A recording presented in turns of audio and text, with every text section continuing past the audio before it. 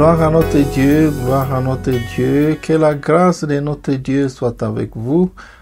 Chers amis, nous sommes ici aujourd'hui encore une fois pour vous donner ce message d'encouragement, ce message de méditation à cette journée que nous avons chaque semaine, la journée mondiale de prière et de jeûne et de prière de notre groupe, le ministère de PNUR, Prayer Network for Universal Revival.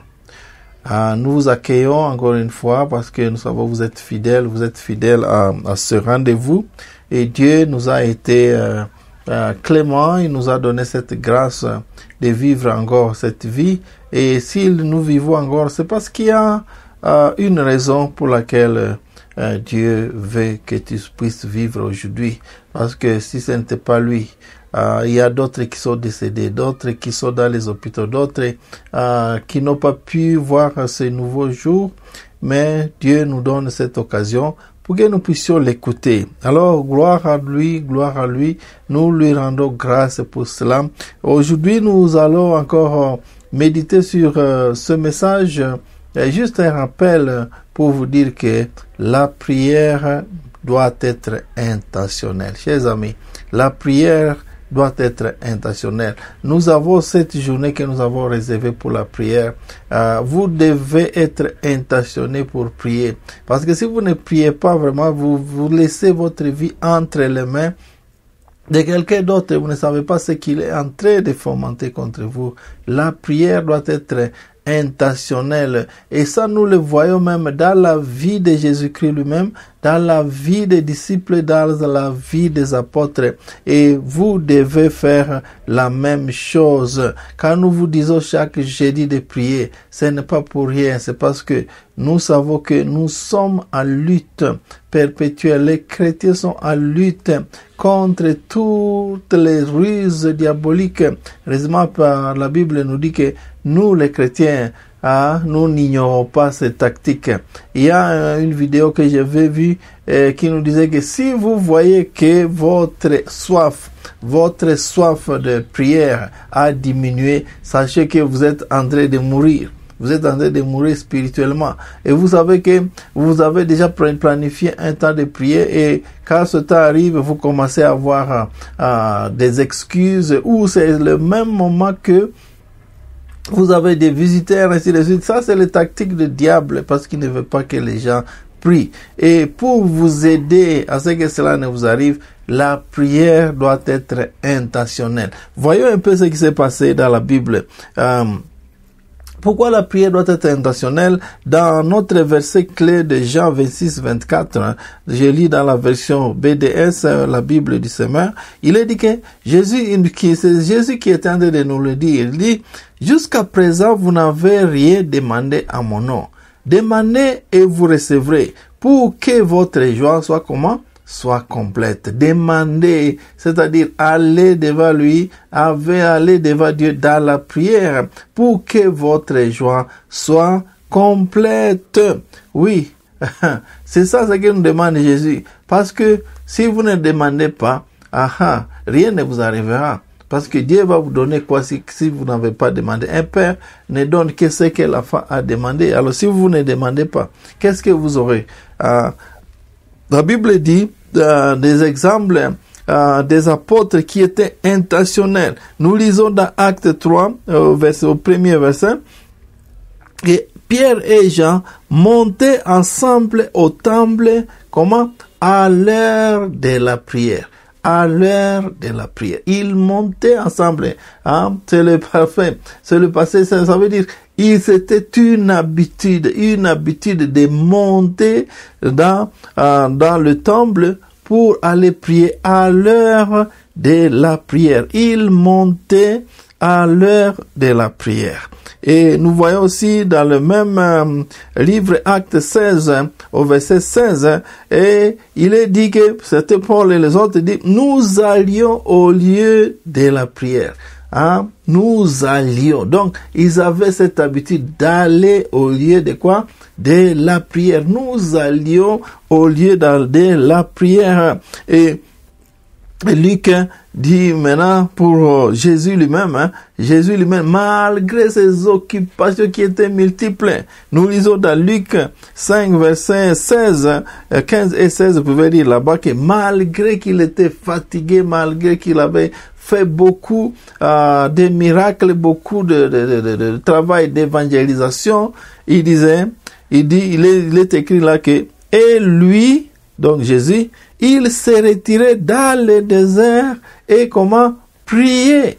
Alors, c'est pour dire que là, ça nous donne un exemple que il n'y a pas d'excuse de dire, oh non, j'ai été trop pris, c'est pour cela que je n'ai pas prié. Non, Jésus était le plus busy, comme disent les anglophones. Il était le plus busy. Il était très occupé à évangéliser les gens. Malgré cela, il ne manquait pas le temps. Il dit qu'il s'est retiré. Il s'est retiré pour aller prier. Nous devons apprendre à aller nous retirer aussi. Nous devons nous retirer. C'est intentionnel, Certains membres des églises ou les chrétiens, ils pensent que la prière est l'une des activités des chrétiens. La prière, c'est la chose principale. Moi, je vous dirais que c'est la principale chose que nous sommes appelés à faire. Pourquoi? Je vais vous donner cette raison. Je vais vous donner cette raison pour laquelle je vous dis que la prière, c'est la raison principale pour tout chrétien. Il ne faut pas dire que c'est une des activités. Ça veut dire que vous les minimisez, vous pensez que ça ne sert à rien. Ou ça peut être au deuxième niveau, troisième niveau. Non. La prière, c'est parmi les choses principales qu'il faut privilégier dans la vie. Pourquoi? Cette raison. La première, c'est pour vous édifier. Quand vous êtes devant Dieu dans la prière, ça vous édifie. Surtout si vous priez en langue, vous priez dans l'esprit, Pour la Bible dit dans 1 Corinthiens 14:4, vous vous édifiez vous-même. Vous êtes en train de vous édifier vous-même. Vous développez vos capacités ou vos muscles spirituels quand vous priez régulièrement. Ce n'est pas quelque chose d'aléatoire. Deuxième raison, c'est que quand vous priez, vous êtes dans la présence du Saint-Esprit. Le Saint-Esprit qui va vous donner la sagesse, qui va vous enseigner, qui va vous donner la force, qui va vous donner l'intelligence, la connaissance, la puissance dans laquelle vous allez travailler, où vous allez faire ce que vous avez à faire. Quand vous êtes dans la prière, vous êtes renforcé, vous redonnez la force, comme dit Romains 8, c'est là, ça lubrifie votre chair. Ça génère une vie divine, ça vous donne une vie différente. À chaque fois que vous verrez que ceux qui prient, quand vous venez de votre dévotion principale, de matinale ou de la soirée, vous vous sentez fort, parce que vous étiez devant le Père. Vous étiez devant le Père pour lui exposer vos problèmes. Troisième chose, c'est que dans la présence de la prière, vous accordez les oreilles pour écouter ce que Dieu va dire. Vous êtes en train de lire la parole de Dieu va vous parler de quelque chose. Vos oreilles vont écouter ce que le Seigneur veut vous dire. Donc, dans la prière, c'est ce moment-là, vous pourrez accorder vos oreilles pour écouter qu'est-ce que Dieu veut me dire ici. Vous ne pourrez pas accorder votre oreille pour écouter Dieu quand vous êtes embrouillé dans les activités de la journée, quand vous êtes embrouillé dans votre travail, quand vous êtes embrouillé au marché, quand vous êtes embrouillé en pleine ville, en train de vous promener avec les autres. Non, c'est quand vous êtes dans la prière devant Dieu que vous aurez Dieu qui va vous parler. Oui.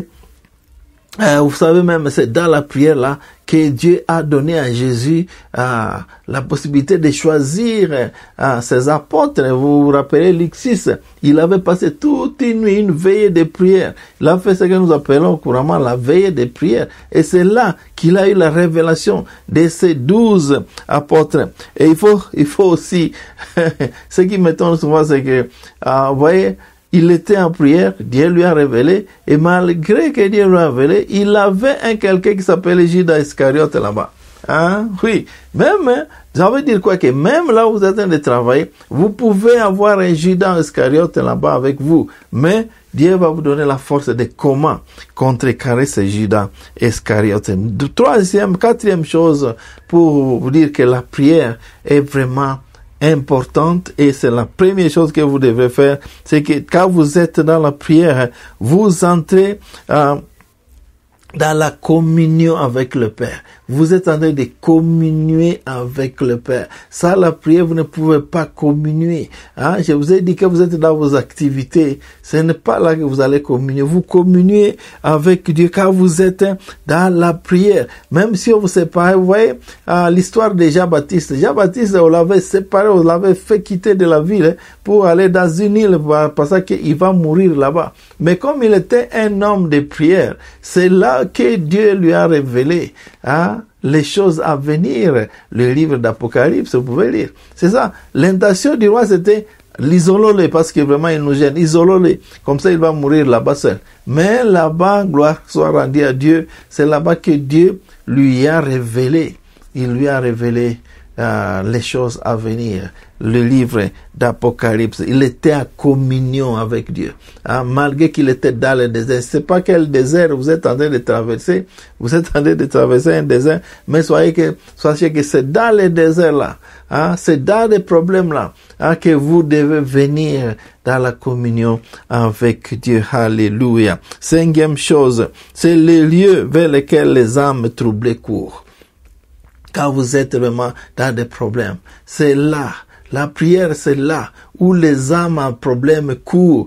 La prière ne doit pas être la dernière chose. La prière doit être la première chose. Les gens parlent parce que j'ai des problèmes, je n'ai pas trouvé la force de prier. Oh, lolo. Ça, c'est pas bon parce que la Bible dit dans Jacques 5, verset 13, qu'il dit, quelqu'un est-il dans des problèmes?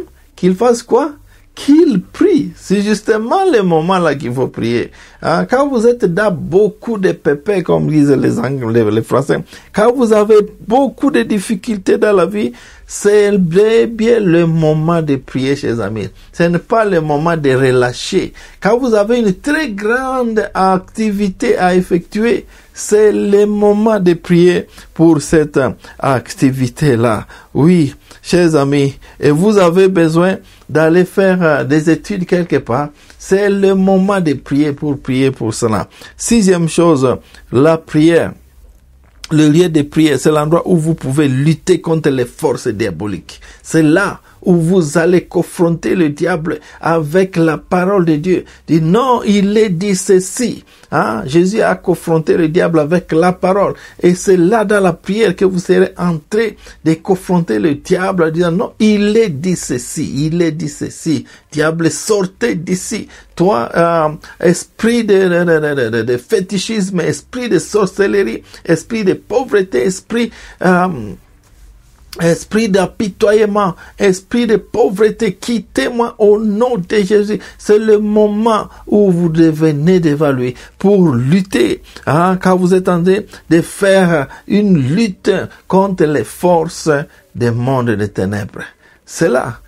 C'est là. Si vous ne le faites pas, vous serez déjà vaincu. Et le diable va dire non, lui, il m'appartient.